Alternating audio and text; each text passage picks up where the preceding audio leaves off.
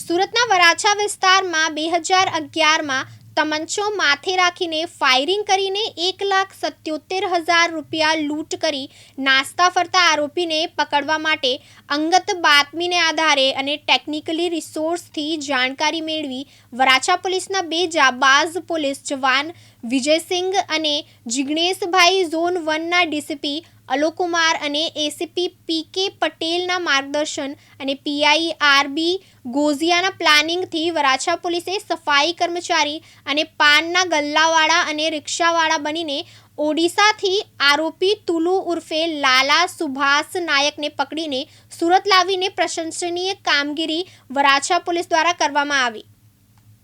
વર્ષ 2011માં Varachha police station વિસ્તારમાં એક લૂંટ with attempt two murder firing કરી અને 1,77,000ની લૂંટ ચલાવેલી। એક ટેક્સટાઇલનું કારખાનું છે રિધિ ટેક્સટાઇલ। રિધિ ટેક્સટાઇલના માલિક વિનયભાઈ કાપડિયા છે।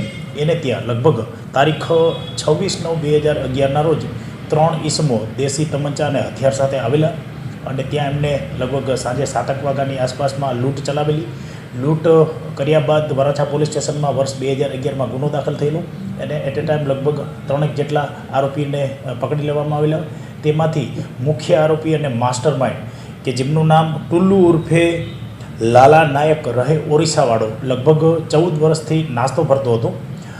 અત્રે વરાછા પોલીસ સ્ટેશનના ડી સ્ટાફને એવી હકીકત મળેલી જીપીએસ સિગ્નલ ગુમ થયું બાતમીદારોથી કે સદરુ આરોપી ઓરિસ્સામાં એના ગામ ધજોલા ખાતે હાલમાં છે, જેથી સદર બંને પોલીસના ડી સ્ટાફના જવાનો ત્યાં ઓરિસ્સા ખાતે જઈ અને લગભગ 10 દિવસ સુધી એ ગામની અંદર સફાઈ કામદાર બની રિક્ષાવાળા ડ્રાઈવર બની રિક્ષા લઈ અને વોચમાં હતા।